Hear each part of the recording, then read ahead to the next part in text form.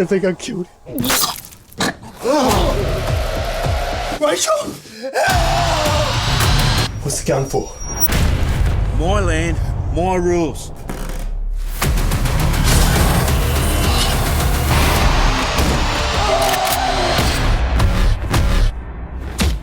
My guest today is Sam Curtin, a Tasmanian filmmaker with a specialty in high-concept genre films. Now, in 2017, he introduced his debut feature, Blood Hunt, to audiences worldwide, and the film received international acclaim as it graced the screens of numerous festivals, captivating viewers with its blend of high-octane action and spine-chilling thrills. Now, Sam's follow-up film, The Slaughterhouse Killer, premiered in 2020 and also went on to secure international distribution. Now, drawing inspiration from his upbringing in a small town, Sam recognizes both the difficulties and opportunities that shaped his creative journey. His work strives to capture the essence of individuals rarely represented on the screen, delving into their stories with a desire to shock viewers while leaving a lasting impact. Now, most recently, Sam unveiled his highly anticipated film, Beaten to Death, in 2023. And the film's theatrical release in the United States marks a significant milestone for the filmmaker. Now, with Beaten to Death, Sam pushed his boundaries of creativity, exploring new themes and employing innovative storytelling techniques. The result is a thought-provoking and impactful film that showcases his growth as a filmmaker and his unwavering dedication to his craft. So without further ado, let's welcome Tasmanian filmmaker Sam Curtin and his film, Beaten to Death, to the show. Welcome, Sam.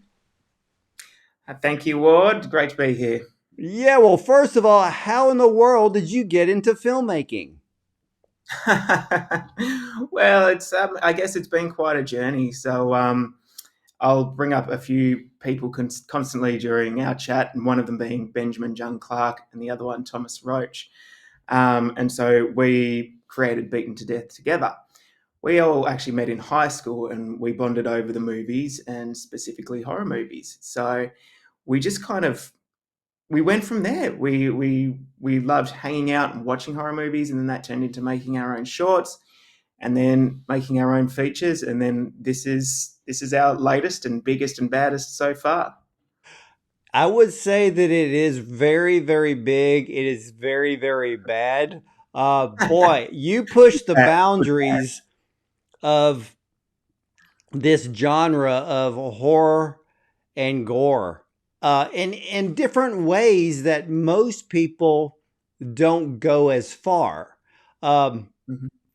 For you growing up, though, because you had mentioned that you really like horror movies, what were some of your favorites of horror and gore?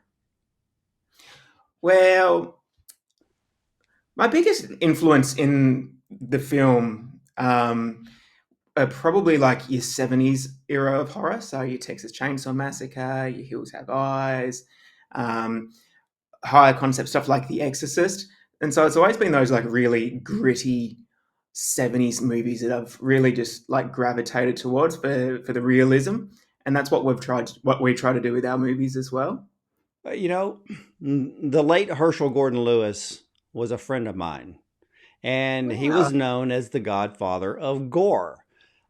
He knew that the only way for a scene to be authentic was that there has to be blood. It's the one reason why he actually got into the genre. He was sitting around one day watching a Western, and they're like, people get shot, but nobody bleeds. So he thought, we need to change that. But your film, Beaten to Death, has plenty of blood. Yes, it certainly does. And it's probably in the Herschel Gordon Lewis fashion of gore, shocking gore, but also, I don't know, not necessarily a sense of fun with our movies, but we enjoy making them at the time. We'll put it that way. Yeah, because I know with Herschel, his back in the day were on the campy side, and that worked. But you have taken this to a whole new level.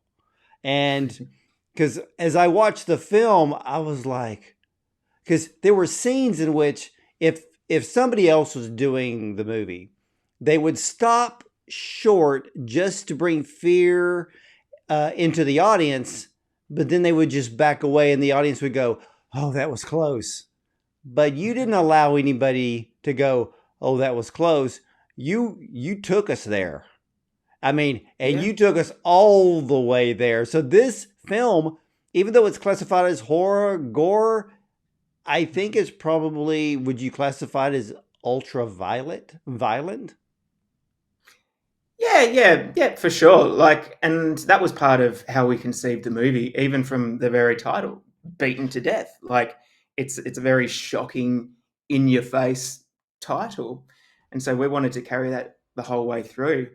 Um, and so yeah, if it seems like I, I'm not sure what your show's rated, but I'll just go there. What one of the things that I liked about this film, Yep. it was one location, Mhm. and you kept Jack in a situation in which there were moments that he thought he was going to get out of, Mhm. but you never allowed him to get out of it. And it was Mhm. almost like he was stuck in a time warp. It's like he was stuck in a circle that Mm. just kept circling around.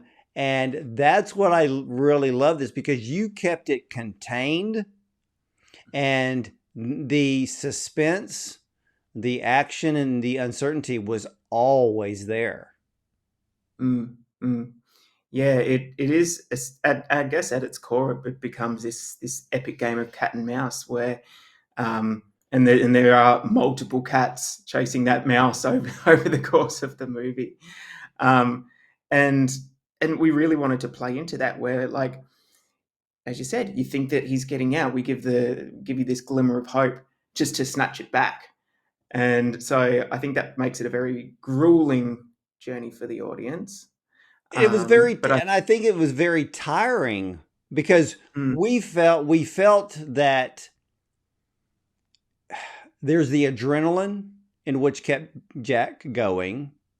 There mhm, was the fatigue that was always setting in, because he never really had, I think there was only one moment within that movie in which he had time to rest, and that was when he stumbled through uh I guess the terrain, and finally collapsed when the sun went down.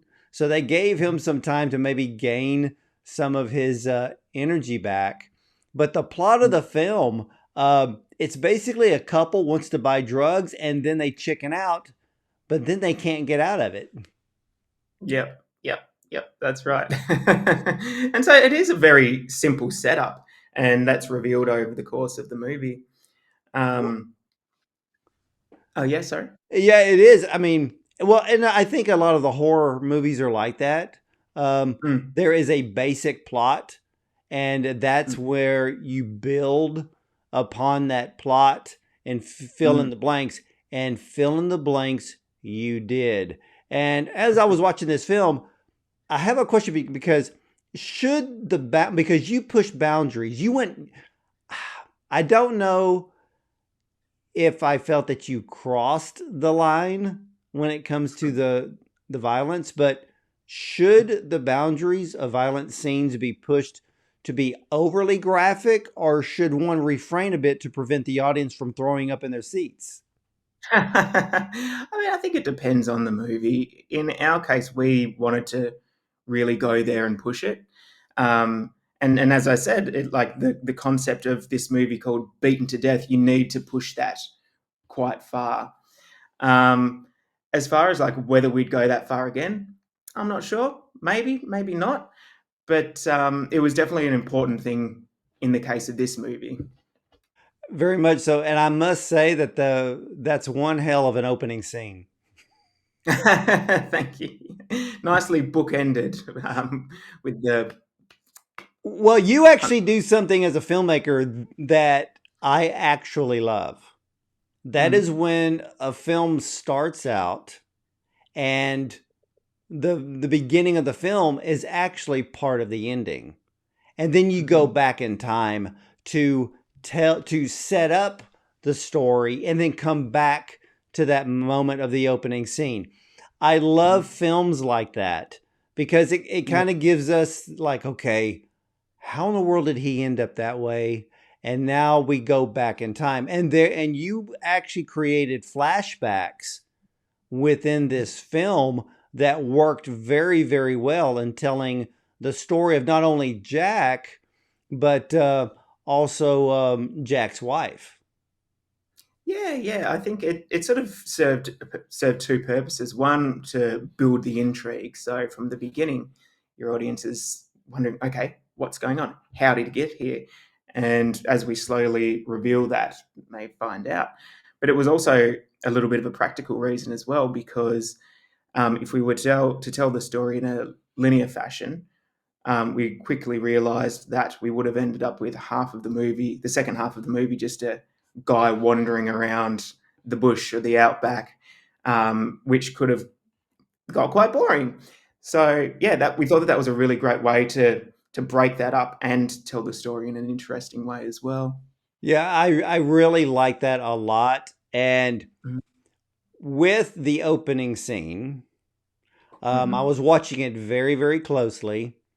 And then after the opening scene, and we're going to get back to some of those elements, but I was looking at when Jack was outside after all of that, after the meeting with the second person.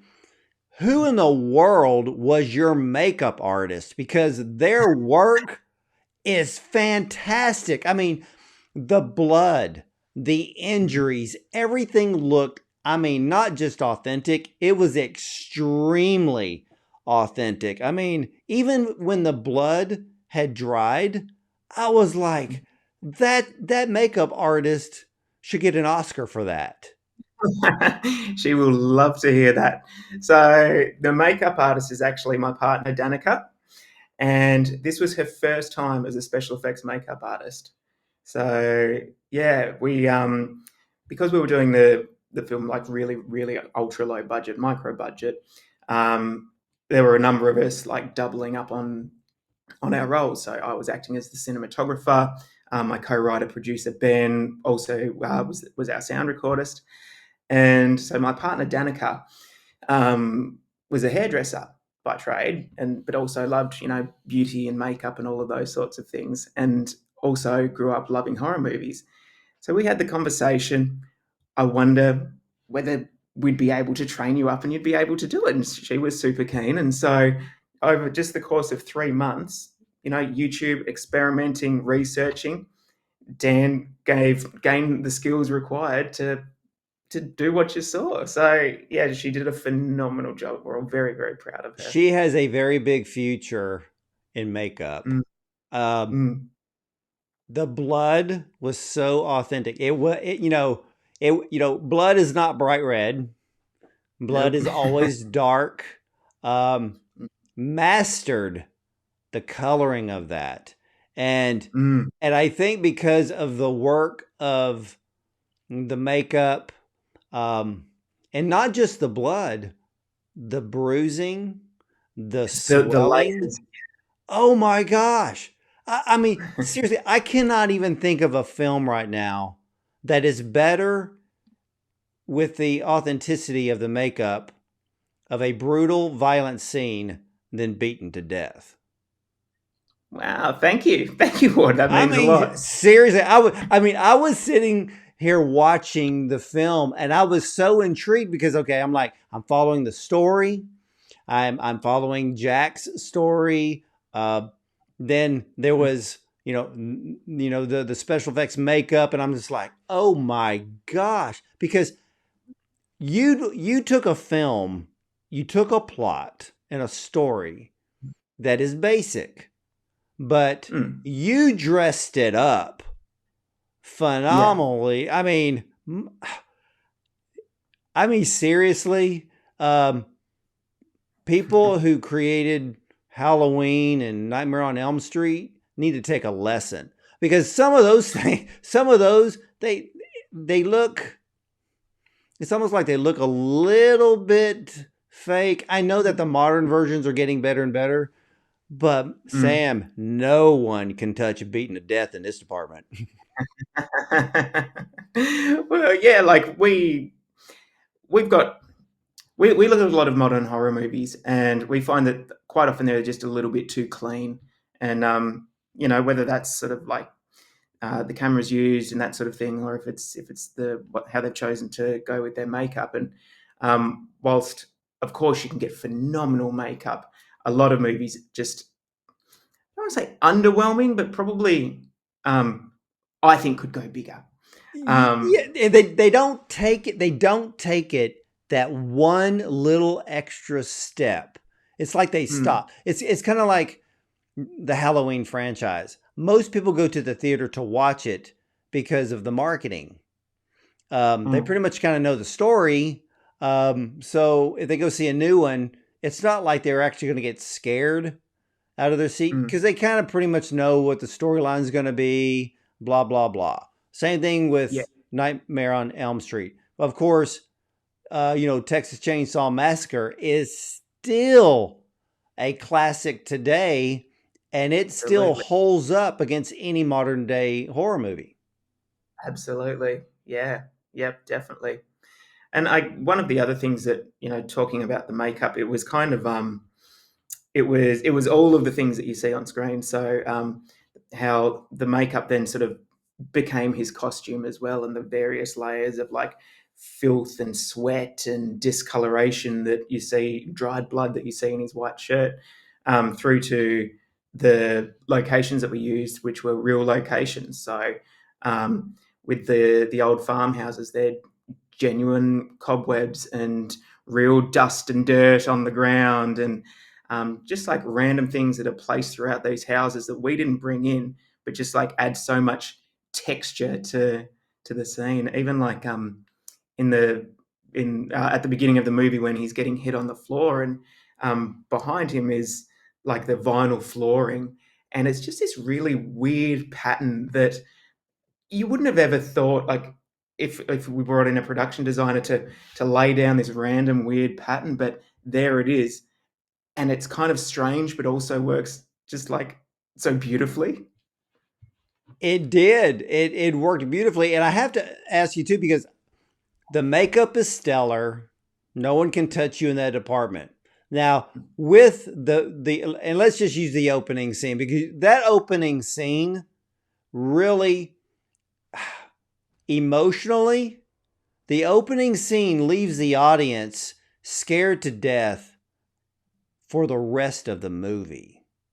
Hmm. Because, Hmm. it's kind of like usually the scenes like that, you're going to see them halfway through the movie or towards the end, but you kick it off to where the audience is now uneasy. They're in fear. There's a sense of being scared for the rest of the film because they're like, oh my gosh, what else is going to happen? So I find it fascinating that whatever the movie, but anyone who gets their eye taken out by whatever violent means is always tough to watch. Most films take you to the very edge, and the audience is like, oh, please don't do it. Please don't do it. And then they back off, and you're like, oh, that was close.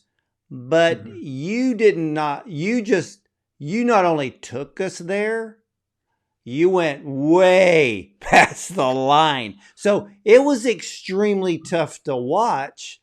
Um, Hmm. but that scene, you made it look far more real than any film I've ever seen. And how did you shoot that? How did we shoot it? Well, like there's sort of multiple elements to it. So, like there is the big build up, which was really important because, as you said, um, you've got your audience sitting there thinking, okay, will they? Won't they? Will he get out of it? Um, if it happens, how bad's it going to be?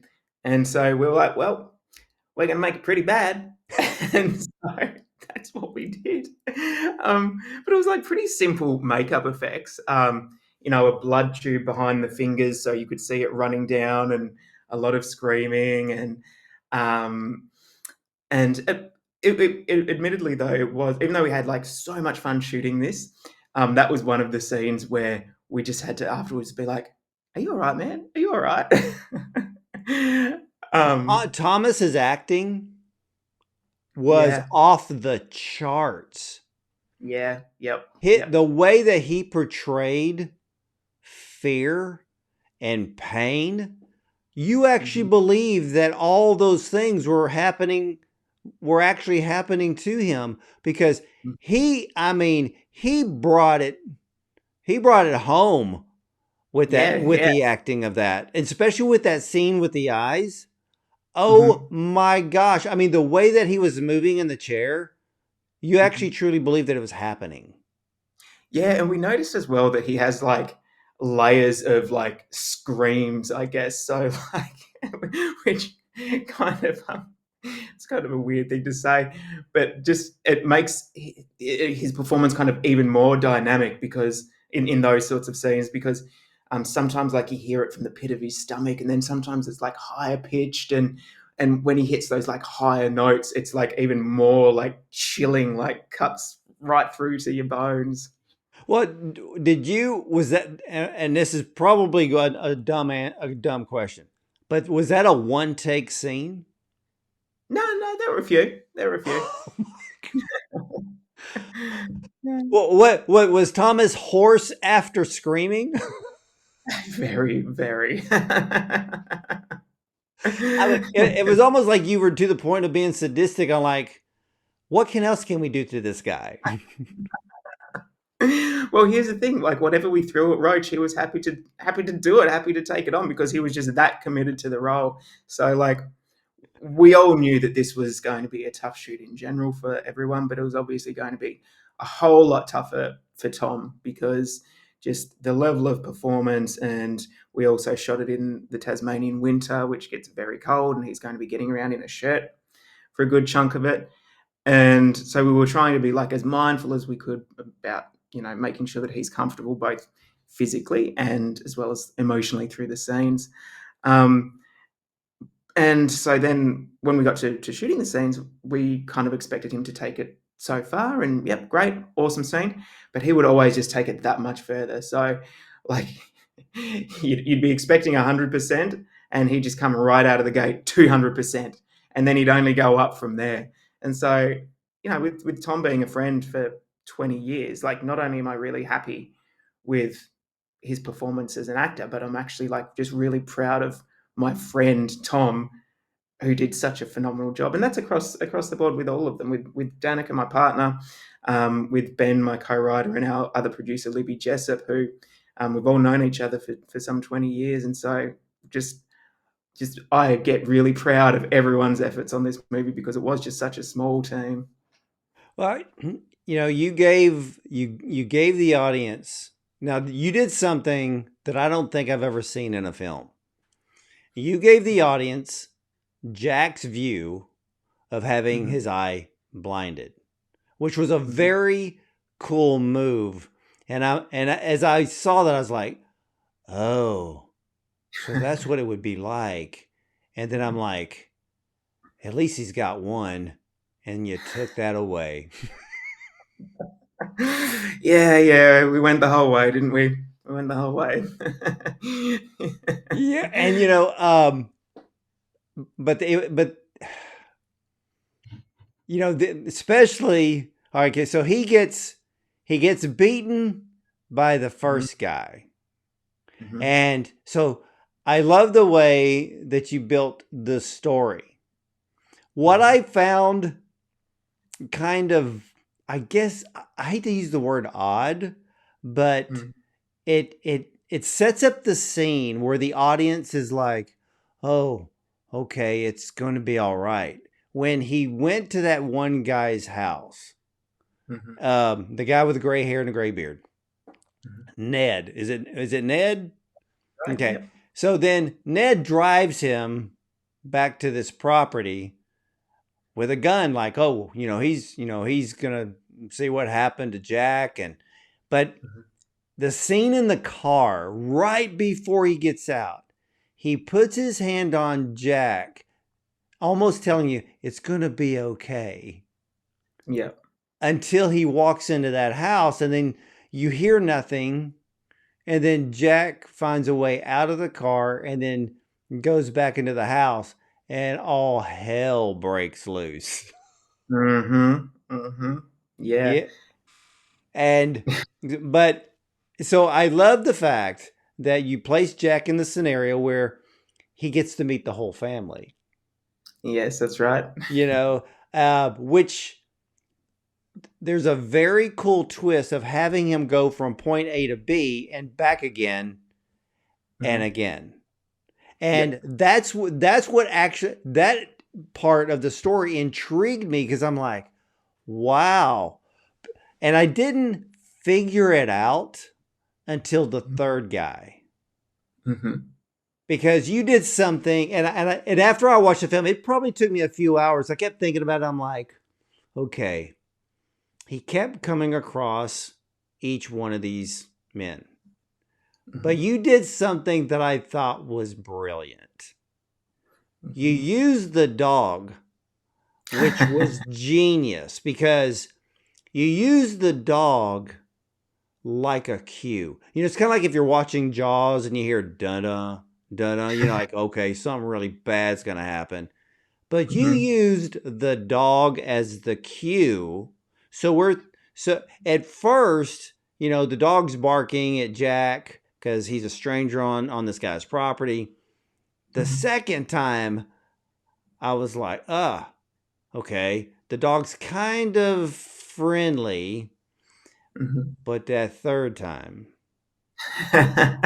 at first, it didn't dawn on me right then. I'm like, does everybody in the Outback have the same dog? And and I was like, wait a minute. I'm like, that's the same dog. But Jack is like, it's almost like he has this feeling of happiness because the Yeah. dog's licking his face. And then he gets into that he gets into that ute. Yep. And Ute. Well. which I'll use the Australian term. Here in America we just say pickup, but it's a ute. And The ute. it's a Holden, So I know my Well. cars. So, but then I noticed something and I was like, oh, wait a minute. This isn't good. Because when he Mm-hmm. got into the ute, the guy didn't turn around. Mm-hmm. Jack didn't realize that he didn't turn the car around. He kept driving forward from where Jack actually came from. Mm-hmm. And I was Mm-hmm. like, is there another way to the hospital? And and I have to ask about the scene that you put in the movie about well, first of all, let me back up. Mm-hmm. Was I right about the dog? Yes. Yes. The Judas dog, we call it. You called him Judas? Oh yes. He Well. betrayed him. Oh, that's awesome. Yeah, yeah. Because again, it's that thing that we're doing where we're playing with the audience, where we're building them up, like, oh yes, he's saved. Oh, it's the dog. How cute. We love the dog. And then just like, no, no, sorry, sorry. And with the third time, I was like, same is that the same dog? And but soon found out why it was all connected. Mhm, But the scene about the hospital, I have to ask because mhm, was that Jack? Was he dreaming, thinking, "Oh my gosh, I'm saved. I cannot mhm. wait to be in the hospital getting tended to." It was almost that a moment of peace, but it was a flashback. Yeah, so that was the way that was intended, was that was him in the car and then just picturing himself being saved and kind of what his ideal could be. Because even in that flashback, you see that Rachel, his his partner who was killed earlier in the movie, is still alive and kisses him on the cheek. So, um, yeah, my intention there was, it's not really it's not a flashback or a flash forward. It's more like a hallucination of himself being saved. Yeah, I finally got that. Mm. Which is why you played those certain scenes and cues brilliantly, because I love the back and forth. Because like you said, if you did a linear film, it would really get boring with Jack roaming the outback, Yeah. trying to find his way back. Mm. And Mm. so you really filled in the blanks perfectly. And Mhm. how did you cast this film? I mean, I know that Thomas Roach is a Mm. long time friend of yours. What about the other characters? Yeah, so good question. Most of it was cast locally. So Tasmania's the smallest state in Australia, and so we don't have like a big film community here, and so it can be difficult to find well whether it's cast or crew, which is why the cast is which is why the crew was basically us. But we found the cast in different places. So the guy um, who played our first guy with the big beard. Um, he actually we went to grade school together. He was a few years above me. He's now a drama teacher in high school, and he lives just 5 minutes down the road from my mum and dad. And we hadn't spoken in years, but I knew that he had this look and that he was an actor. So we're like, well, let's have a chat. And he was keen, and he was great. Like delivering that monologue was so perfect. Um, David Tracy, who played Ned, he was from interstate, so we flew him down. And another big burly guy with a beard. There's a bit of a theme going there. Um, and then Nicole, who played Rachel, she was another one from our state. So different places, but we tried to keep it local as much as possible. Well, let me ask you something, because here in the United States, Mhm. we think an Australian accent is going to be between um, Crocodile Dundee, Nicole Kidman, Keith Yeah. Urban. Mhm. But the dialect in this film, especially with the character Ned, is the Mhm. dialect different in Tasmania than it is in, let's say, mainland Australia? Um, Not really. It's only like very subtly, um, but it's probably a little bit more where people are from. So, sorry, where not where people like country versus city, where you notice a bit more of like a sort of country grizzly twang, I suppose. And I mean, all of the boys spoke in their natural accents, but I think they probably gravelled it up a little bit more as well. Yeah, because with But Ned did, mm, you yeah, know, yeah, very very yeah. much so. But boy, he um, out of the three, to me, Ned was the scariest. Mm, hmm hmm Okay, how did you how did you do the grave scene with Thomas? That was a fun one. um, do you mean when he was coming out of the Yeah, grave, yeah, or coming out. I get the point of being in it, but coming yeah, out, I'm like, how do you pull that off? yeah, that was a pretty fun little one. So um, my my family are quite hands on with the stuff that we do. So mum and dad do the catering, and my dad, who's now retired, was originally a welder for some 40 years or whatever. So like a very hands on like tradesperson dude, and so he made a lot of the props. And when we needed just any random things done, it'd be like dad was just the go to.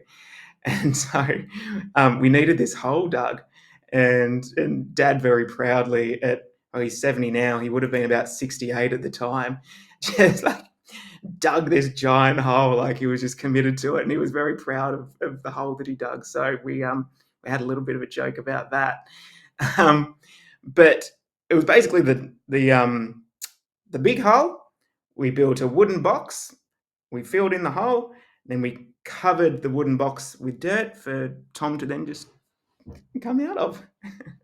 I was always wondering how that was done, because the realism in this film is over the top.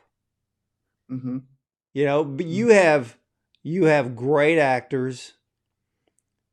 Thomas just took it to a whole new level. Yeah, yeah, I he really mean, did. I can't even, it's hard for me to even describe.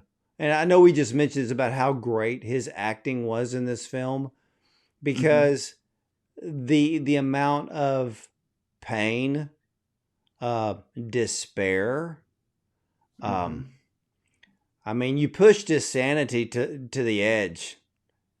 Well, here the other great thing about Tom and his performance is that he's not a trained actor. So he did a little bit when he was in high school, and then since then, it's he's really only acted in the stuff that we've done together.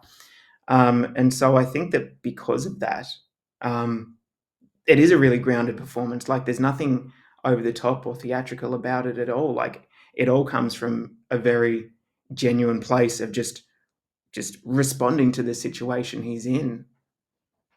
Well, for you being a director, how much direction did you actually have to give, not just to Thomas, but to the Mhm. other actors? Because let's say the scene in the house, especially with Mhm. the eyes. How did you actually direct that, and for the actors to really just push the emotional and violent? I don't even call it a limit because it was unlimited. Yeah, yeah, yeah. Well, honestly, they made it really easy on me. So I didn't have to do too much as far as trying to guide their performances. Like, yeah, there'd be the odd a little tweak here or there. Can do it this way. Can try this that way.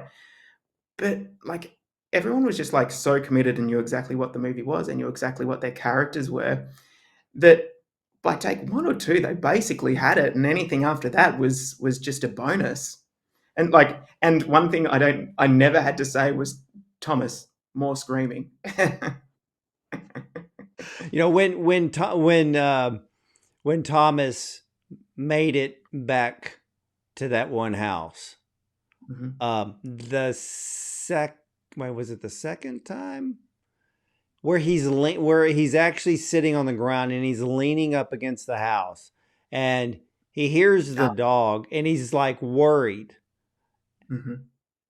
Just that scene alone of his acting, because uh with the other scenes with his eyes gone, Mhm. uh did he do all of those scenes without sight? So it was a bit of a combination. So there were some scenes where he was completely blind, and the scene that you're in particularly talking about, he was completely blind, full prosthetics, couldn't see a thing. So even like when he had to go pee, like someone would have to hold his hand and like guide him away. And so that was actually really challenging for him. And he talks about how that stuff was definitely the hardest stuff to shoot because he found it quite isolating because he he lost a sense, and so we'd be milling about doing our thing, and then even when we were stopping for lunch and we'd be chatting and laughing, and he just didn't feel like he was a part of it because he'd lost that sense. So yeah, which is difficult as you can imagine. But then there were some scenes when he was blindfold and he could sort of see down a little bit. When we did more actiony stuff, when he was running around with no eyes, we had some little holes in there that we then covered over digitally. But yeah, it was always very very restricted vision or no vision. Well, I was wondering because I'm thinking, okay, if he can't see, I was wondering about some of the cues and the scenes and the settings in which he was Mhm. in to navigate. Mm. But the realism that he brought for someone that lost their sight Mhm. was incredible, absolutely incredible. And there's a scene when he is just like running through the outback. He's booking it, and I'm Yeah. thinking, did they just completely blindfold him and tell him to run? What if he trips on something? Because I'm actually watching the film thinking, what? What's going to happen? And so, because I'm not thinking, well, maybe, maybe he can see, because I'm thinking, because maybe they're doing this to where it's going to be as true to life as possible, because every scene, I mean, seriously, Sam, from the beginning to the end, the Mhm. realism of this film is over the top. Yeah. Well, we actually did have it scripted during that running scene that he smashes into a tree, but then we were just like, no, that's just getting a little bit silly. but, um, but in that particular case, I think we probably just had like a very light bandage over his face, so he would have been able to see, 50%. Well, I heard that, well, I should say, is it true that Thomas had to be hospitalized after filming? Yes, that's true. That is true. What happened? So what we had a full week of shooting because like we all work full time and this being micro budget, we had to do it in a few different blocks. Um, and so we did like it must have been 8 days straight of this like heavy stuff. And it was the really meaty stuff of him getting bashed, thrown around, running around, all of that. And, him and Dave Tracy, who played Ned, they were both really physical. And, there might have been a couple of little punches that might have might have slipped through. And so a combination of just exhaustion and cold, I guess, um, and the scene that you mentioned with him running was the day before he ended up in the hospital. So just sheer exhaustion. He early in the morning he felt this like real pain in his side, and so his dad took him to the hospital, took him to the emergency, and they gave him a few things and said, "You're fine. You just need rest." And we still had one day of shooting left. But fortunately, that one day of shooting was the scene in the hospital. So Tom just got to lie on the stretcher for the day, and that was his recovery. Oh, But we did that's hilarious. have we can postpone, but he was like, "Nah, let's just get it done." So he's suffering Oh in the my gosh. I really felt sorry for him. Yeah, yeah, you do, don't you? But with films, um, with beating scenes, hmm uh, a lot of that is taken into sound effects. hmm Did you have to overlay Yeah. sound effects? It's like you hear people. You've seen these guys, and they'll well on a head of cabbage to make it sound like you're hitting someone's face. So did you have to take it to another production area to have that done? Yeah, yeah. So we had our sound designer, who was a guy in the UK who was brilliant. And as far as like getting those hits right, it's a couple of things, especially in the beginning when it's like a repetitive thing. You've got to mix up the sounds because you don't want to just be using the same sound over and over again.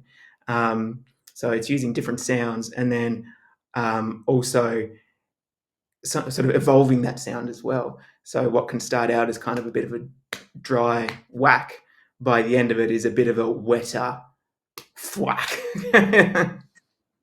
My gosh, what did the sound engineers say to you when he saw the footage? He's like, "Oh, good lord." Yeah.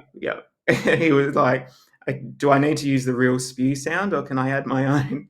We were like, "Why would you want to change it?" Well, I don't want to. I'm not going to give. I'm not going to give away. There we gave a few little spoilers there, but I'm not going to give away the ending to this film because I found that, um, boy, Sam, the ending, to try to compare it to the opening scene. You took it up another level on the ending. Yeah, I yeah. mean that looks so freaking real. hmm hmm And the way that you ended the film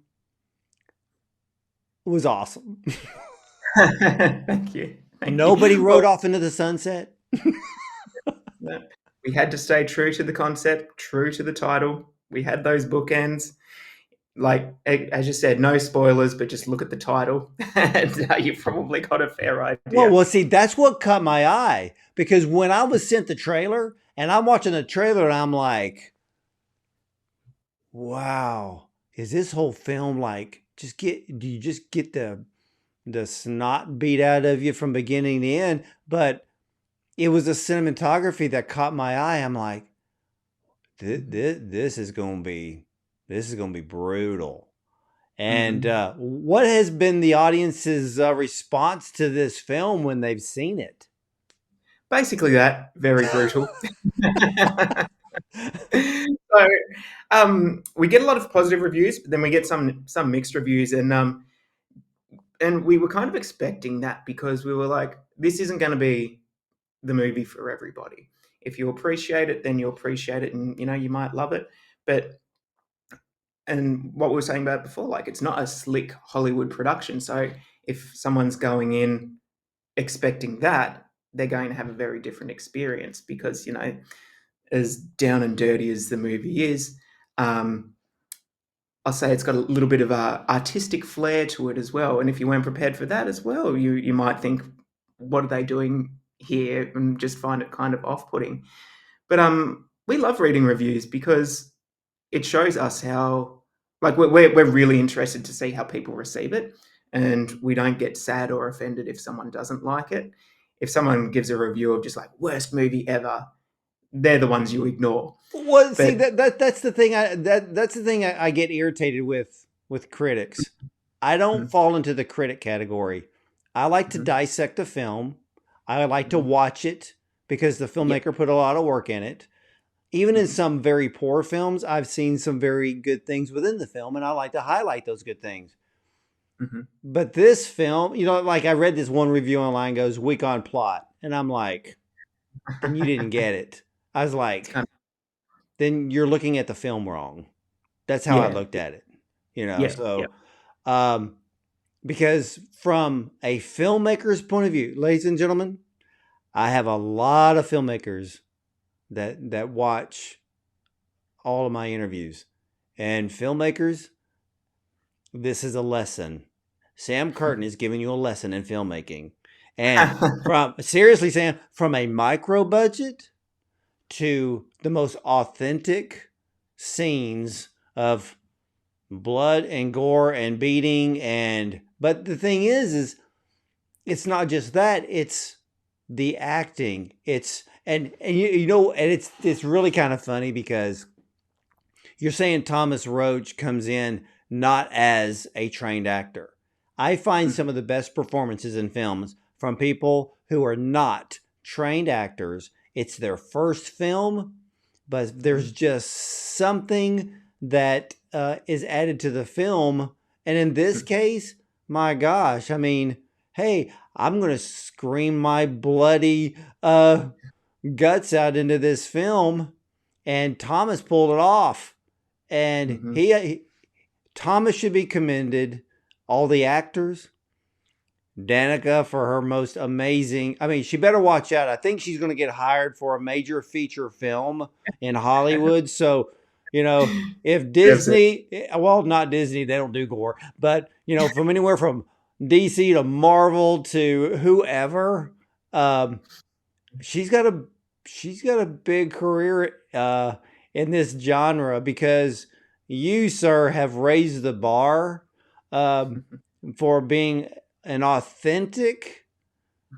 I won't call it an authentic gore movie because I look at horror different, you know. Mhm. Um, but the word horror in this film is really horrific.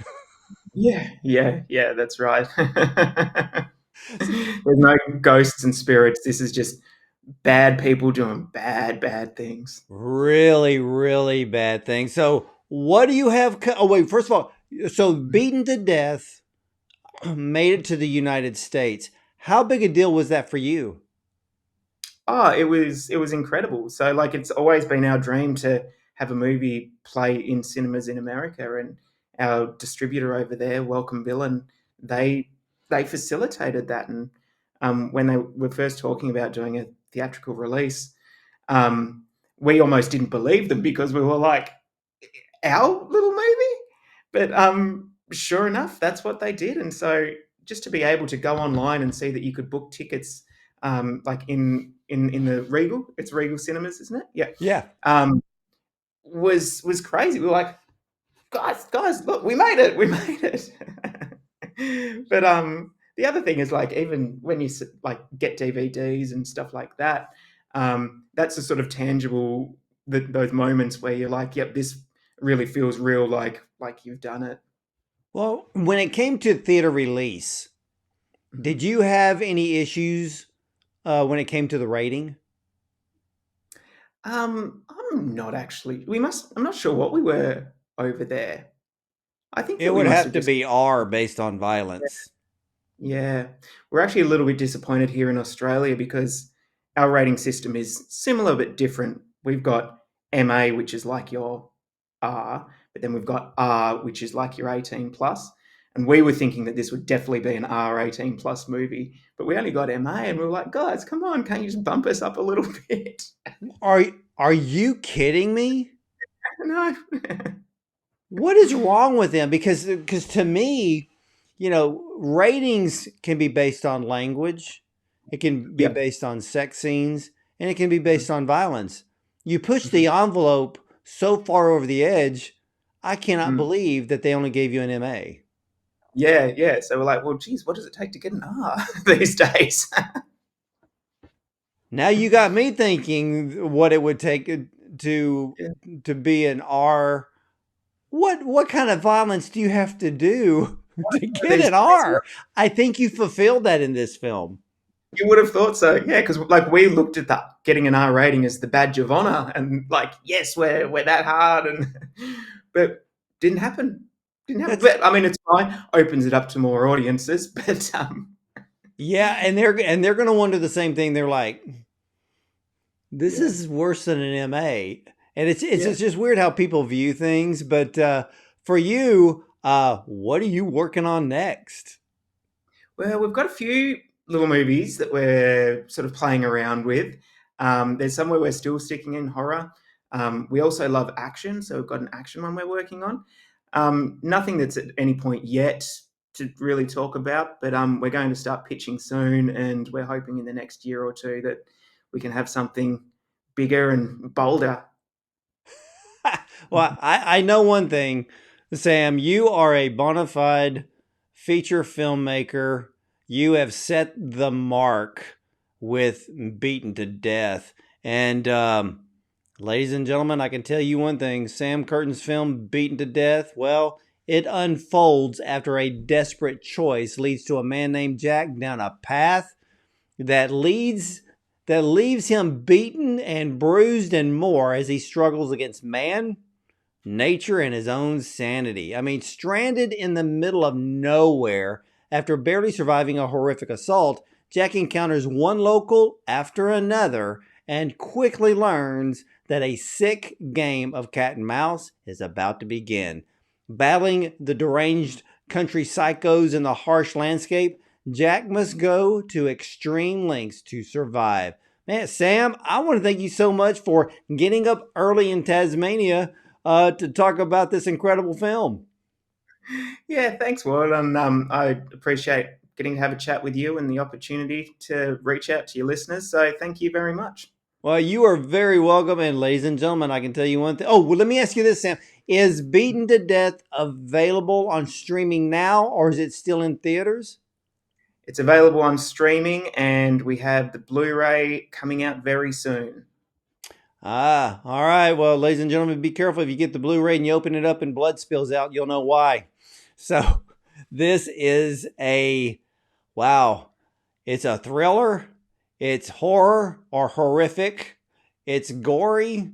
It is a wild, emotional ride that you'll be thinking about, and you may lose some sleep the first night after watching this film. But I can tell you one thing, Sam Curtin raised the bar in this genre, and Hollywood needs to come calling, Sam, because you need to be at the top of their list for some new films. They need to write you a 7 or an 8-figure check for the next one. Hey, my phone's ready and waiting, Hollywood. All right. Thank you again for sharing your insights on this incredible gory film. And ladies and gentlemen, I mean, it's going to unnerve you to no end. But we didn't spoil the ending because we got to leave something for you.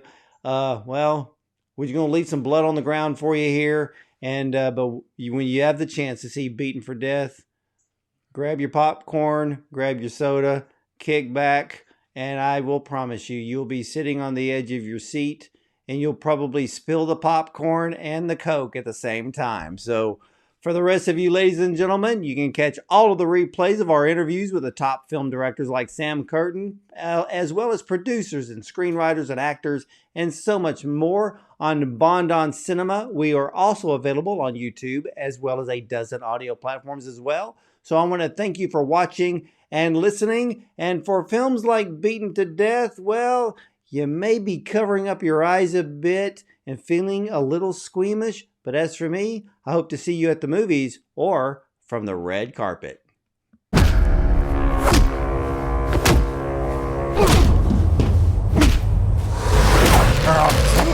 I think I killed him. Rachel! What's the gun for? My land, my rules.